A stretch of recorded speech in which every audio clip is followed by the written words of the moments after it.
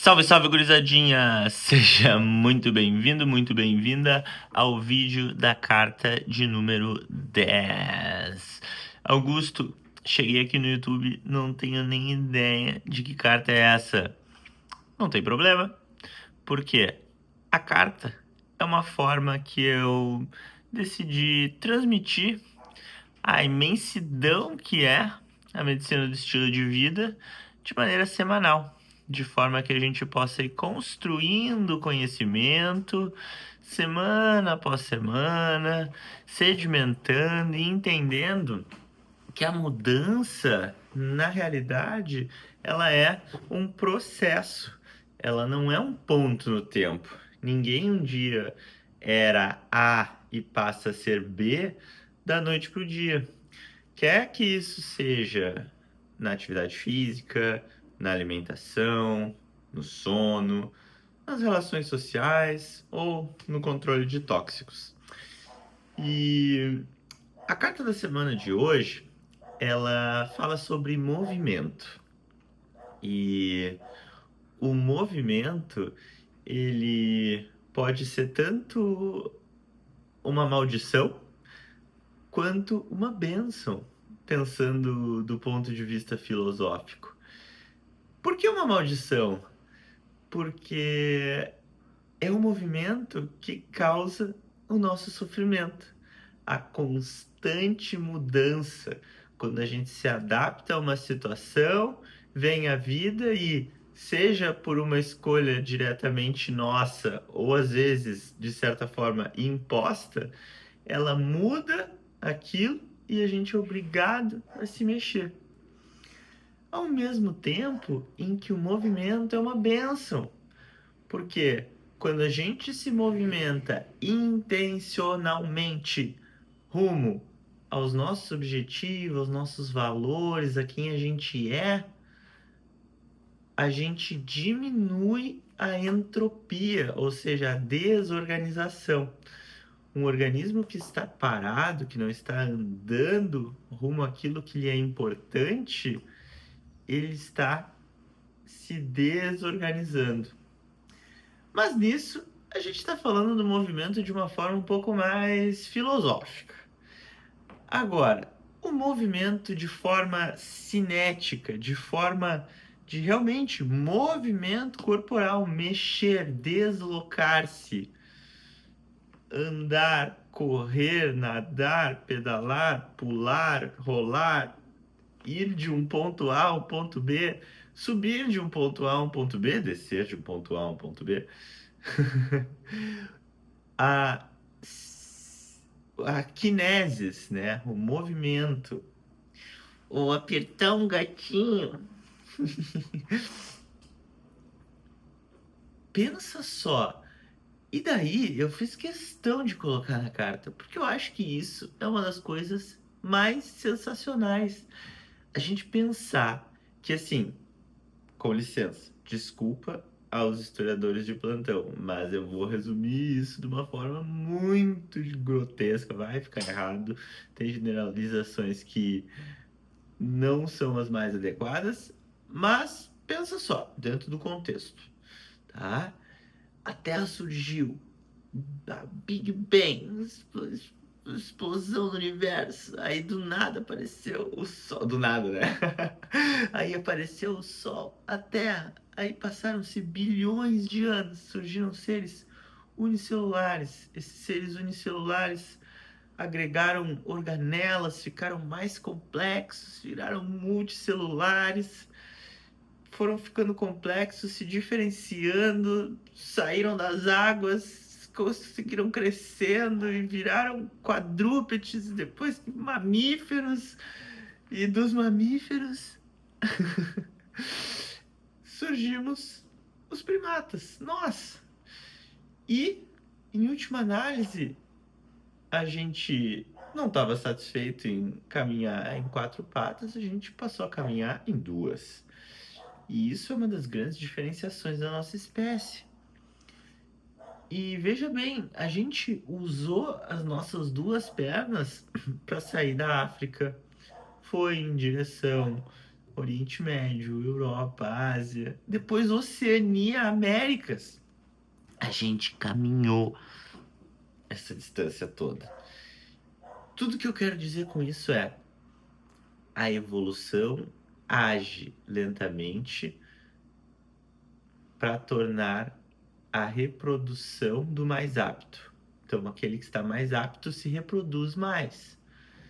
Então, se a gente usou as nossas pernas para caminhar, as nossas mãos para catar, para caçar, então quer dizer que o nosso corpo foi feito para isso. Ele evoluiu para isso.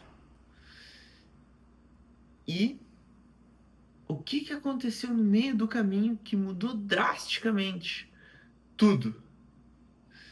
Muito mais próximo, entre 50 e 10 mil anos, houve um processo que, obviamente, como tudo na história, não é linear, mas de domesticação de animais, de plantas.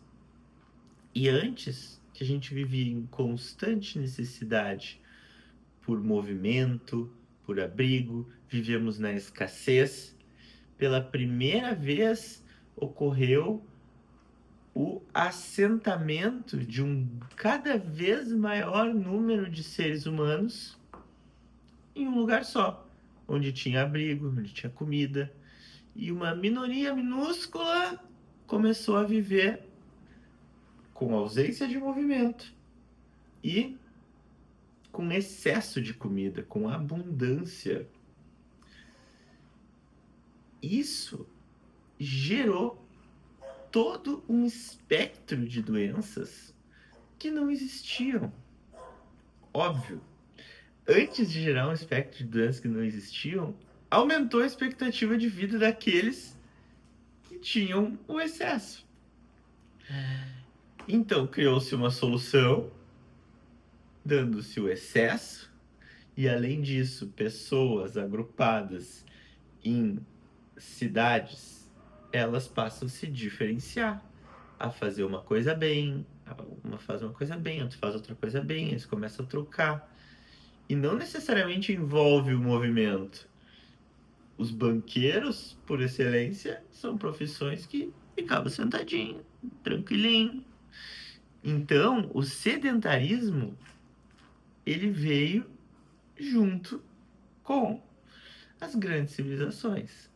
Junto com esse processo que durou mais ou menos 40 mil anos, que foi a Revolução Agrícola. Que assim como uma mudança dentro do nosso corpo, não é pontual. Então, nenhum processo histórico é pontual. E, por fim, e se a gente chega muito, muito, muito perto de onde a gente está? A gente tem Revolução Industrial, Revolução Tecnológica. E, bum! Agora a gente tem tudo, literalmente tudo, com inteligência artificial na palma da nossa mão. Não é mais diferenciação alguma a informação em si. A informação adquirida, por exemplo, o tempo que eu estudei durante 10 anos entre medicina e residência. Bom, agora esse conhecimento está muito mais acessível.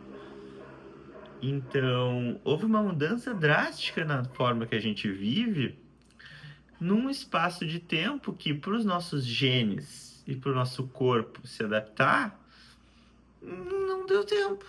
E isso gera o que a gente chama de incompatibilidade evolutiva.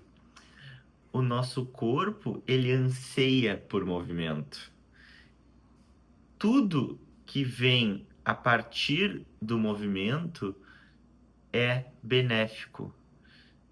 É alívio de estresse, melhora do humor, melhora da memória, melhora do sono, melhora da alimentação. Todos os pilares da medicina são influenciados pelo pilar do movimento. E um dos maiores estudos que eu vi sobre isso, e que eu fiquei chocado com os gráficos, foi um estudo retrospectivo realizado nos Estados Unidos com centenas de milhares de pessoas. E eles colocaram em percentis, ou seja, dividiram em grupos, dentre os que fazem menos atividade física, muito menos atividade física, um pouquinho de atividade física, mais ou menos de atividade física, bastante atividade física e muita atividade física. E o que eles viram é que quanto menos atividade física, mais as pessoas morrem cedo, mais elas têm doenças, tanto orgânicas dos órgãos, do fígado, do rim, do coração, do cérebro, quanto psiquiátricas, que também são do cérebro. E esse estudo foi um dos grandes estudos que eu vi que fez eu me apaixonar pela medicina do estilo de vida, porque eu estava acostumado com remédio tal é capaz de reduzir tal desfecho em 5%, 10%. A atividade física, ela é capaz de reduzir alguns desfechos em saúde em 40, 100, alguns 400 vezes. É algo assim absurdo. Tu olha aqueles gráficos e fica, meu Deus do céu. Então, eu pensei, eu preciso tentar fazer isso. E foi aí que intencionalmente eu decidi aumentar minha quantidade de atividade física. E de uma academiazinha ali, 2, 3, 4 vezes na semana, e olha lá. Eu comecei a correr mais, misturava a academia com a corrida, e aí a corrida foi virando o principal, e aí quando eu vi, eu tava querendo nadar, e aí depois pedalar, e aí que vem. E lendo sobre os benefícios da atividade física, é óbvio que uma pessoa não precisa ser triatleta para colher benefícios. Muito pelo contrário. A gente vê que esses gráficos, eles não são simétricos. Ou seja, o maior benefício está para aquela pessoa que não faz nada começar a fazer alguma coisa.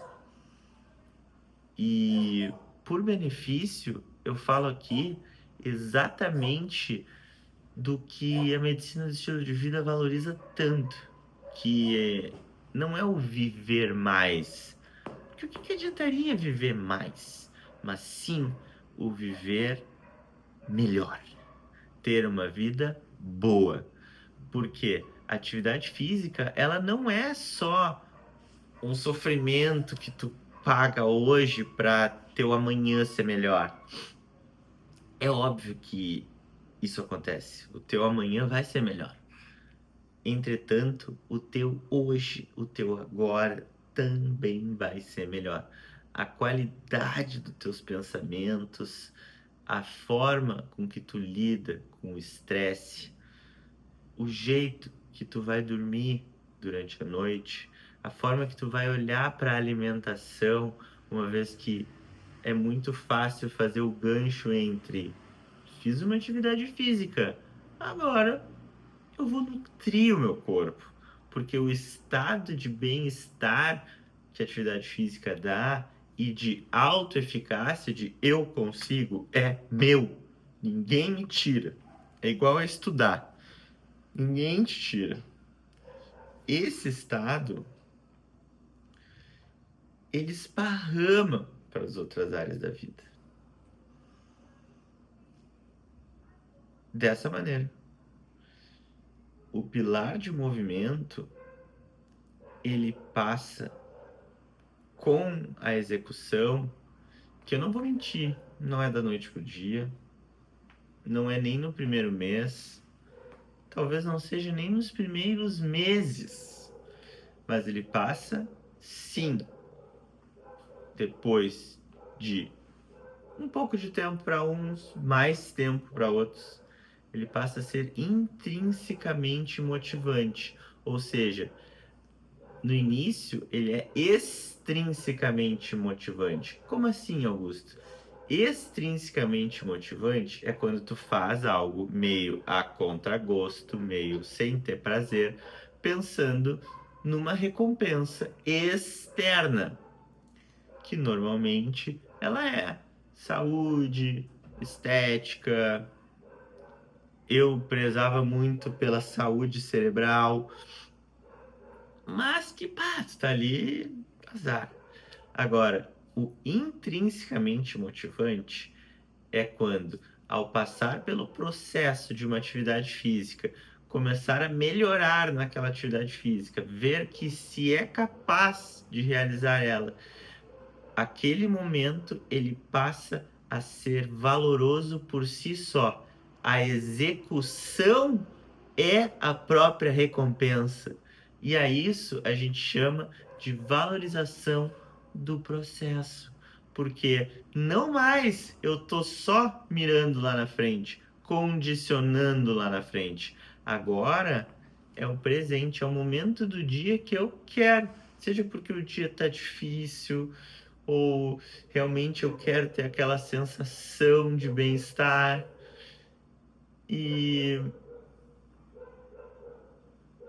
os benefícios, eles são colhidos de maneira imediata, no curto, no médio e no longo prazo, de forma que eles têm o poder de mudar toda uma trajetória, porque aonde entra o exercício físico, muito provavelmente vão sair outros hábitos disfuncionais com o passar do tempo. E aí entra o cigarro, o álcool e muitos outros, tipo assim, a rotina de sono com o passar do tempo pode começar a mudar por causa do exercício de maneira inconsciente, porque a pessoa treina, mas cedo ela tá cansada. E ela deita na cama e apaga. Então, vai depender muito da autonomia e do desejo de cada pessoa, daquilo que se adapta melhor. Augusto, não consigo pôr um exercício estruturado, já tentei tudo que é esporte, fico uma semana e saio. Por isso que a gente chama de movimento, não de atividade física. Porque para algumas pessoas, qualquer atividade física vai ter caráter punitivo, vai ser aversivo no início. E a pessoa não vai aderir. Mas o movimento, tá bom, então tá. Quem sabe caminhar na praça, ir a pé até a padaria, pegar a escada em vez do elevador. Qualquer coisa que caiba dentro da rotina, que mescle, que incorpore o movimento, já vai estar contando. A gente tem um estudo muito interessante que mediu qual o número de passos ideal para a gente diminuir desfechos cardiovasculares, como infarto, AVC. E a gente chegou num número em torno de 8.000 passos. É interessante, mas assim, é um acessório que também hoje muitos celulares já têm.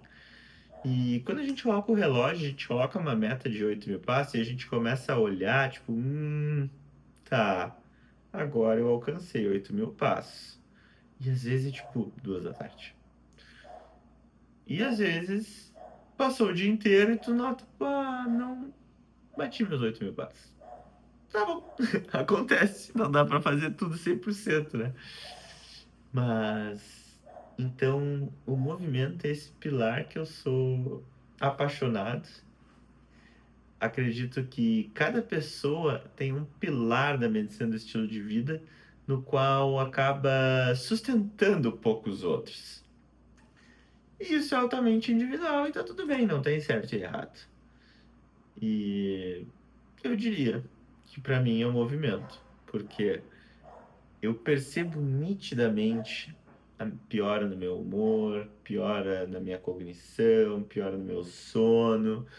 E é incrível que a gente vai lendo e agora vai estudando para compartilhar com vocês e vai aplicando em si mesmo. vai ser no cobaia pensando, nossa, como é verdade esse negócio. Mas é isso aí então, gurizada. Carta de número 10. Movimento.